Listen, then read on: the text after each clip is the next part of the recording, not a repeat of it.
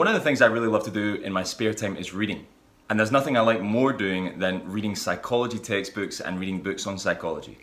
And so on this week's episode of Get Psyched, I'm going to give you my 5 top books in psychology.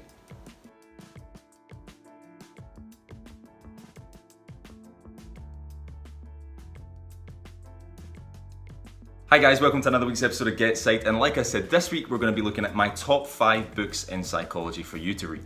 Now as I go, make sure to check out the description just below me, and I'm going to put a link for each of the books, each of the 5 books that I talk about that you can click on and buy on Amazon. Okay, so the first book I'm going to go into is Outliers by Malcolm Gladwell. Now I really enjoyed this book for a number of particular reasons. First of all, Gladwell is a fantastic writer. He really makes things sound so easy to understand, and he goes into actually some quite deep psychological insight and some psychological research and puts it in ways and talks about it that's really easy to digest for anybody to take on. Not only this, but he actually gives excerpts of psychological research and stories that are applicable to what he goes into in his books.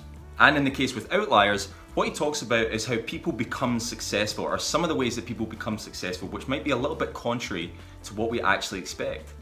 Outliers is a term in psychological research, primarily in quantitative psychological research, when a statistic or an individual is completely different or very, very different from the majority of the statistics that have been accrued in a certain research study. And what he goes into in this book is how outliers, or people that are contrary to the norm, can actually find themselves become very, very successful. He goes into a bit of detail about how people expect, in order to be successful, that they need to be on the best team if we're talking about a sports context, or if they need to be at the best university if we're talking about an educational context. What he actually goes into is how people can be in lower platforms or not be as prominent platforms or be on as prominent platforms and yet still do really, really well in life. What's so great about this book is that it revolutionizes our perception of what is successful and what actually makes people successful. Okay, so my next book that I'm going to go into is Grit by Angela Duckworth. Now, I have to say immediately that this is actually one of my all-time favorite books. Now, Angela Duckworth has done some quite prominent work with another psychologist who you'll maybe remember from some Get Psyched videos called Carol Dweck. Now, Carol Dweck's books probably would make it into this list, but I'm actually not going to talk about them because I have put a couple of her books in my mini-series called Review and 2 on Get Psyched. But like I said, Angela Duckworth has done some really prominent work with Carol Dweck about what makes people successful. Again, we're talking a little bit about success, much as we have done with Malcolm Gladwell and Outliers. Angela Duckworth was really interested in what differentiated especially young children, like kind of teenagers to early adolescent teenagers and younger children, what actually made these young people successful compared to others. She looked at sporting contexts, she looked at academic achievements, she even looked at young people in the military. And what she found was the key differentiating factor to people who were successful and people who were not successful was grit.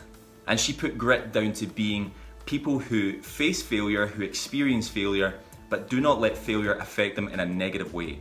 Instead, the people that were most successful were able to use failure as a learning opportunity and to continue to put their left foot in front of their right foot. That was the differentiating factor to people who were successful and people who were not.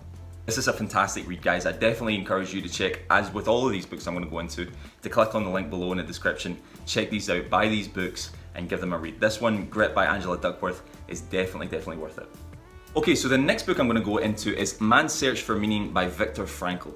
Now, there's only so much that I can really go into about what this book is about because everybody who I've spoken to has gotten something different from it.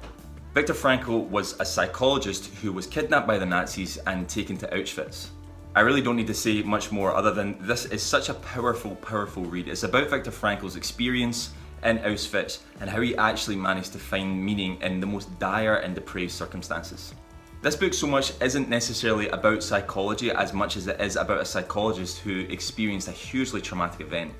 There are elements of his psychological expertise and knowledge in this, I feel, but other people do feel differently. What I'm kind of getting across with this is it's a must read, and if you kind of Google any top books in psychology or top novels in psychology, this is always at the top of the list.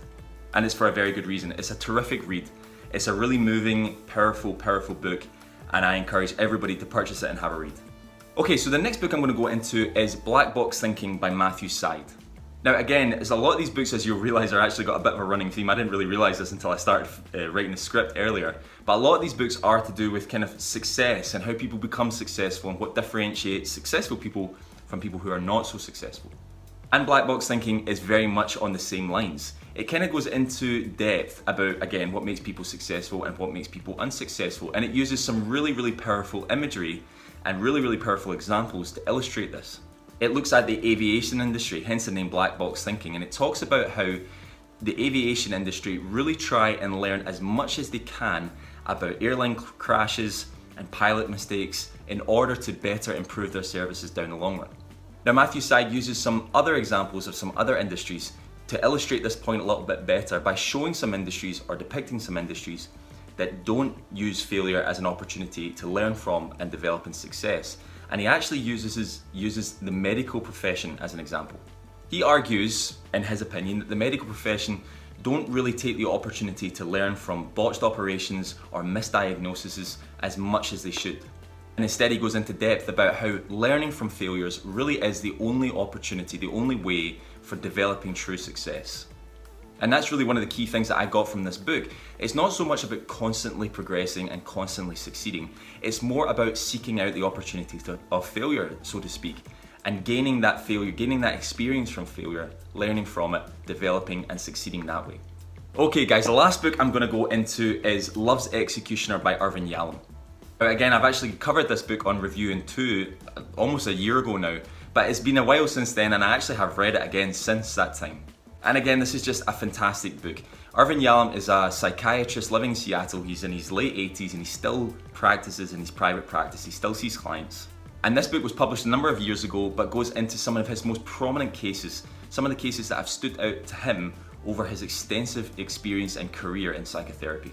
There's about 10 to 12 different cases of different people, and he goes into depth, into real detail, not only about the client, but about his experience of working with that client. It's so powerful for any psychotherapist, for anybody working in psychology, and for anybody who's experienced counselling or who's just interested in the field. If you want to gain some real insight about what a therapist thinks in sessions, about what an experienced therapist thinks in sessions, and how they do what they do, then this is definitely the book that you need to get. Okay guys, that's all from me on GetPsyched this week. We've been doing something a little bit different and I've given you my top 5 books right now in psychology that I've been reading for a number of years now. Some of them I've covered before, some of them I've read multiple times, and some of them I've just read recently. Hope you've enjoyed the content this week guys. If you have been enjoying the videos, then make sure to subscribe to the channel. You can hit that little bell next to the subscribe button and you'll get weekly reminders every time I upload. Thanks so much for watching guys, and hopefully catch you next week.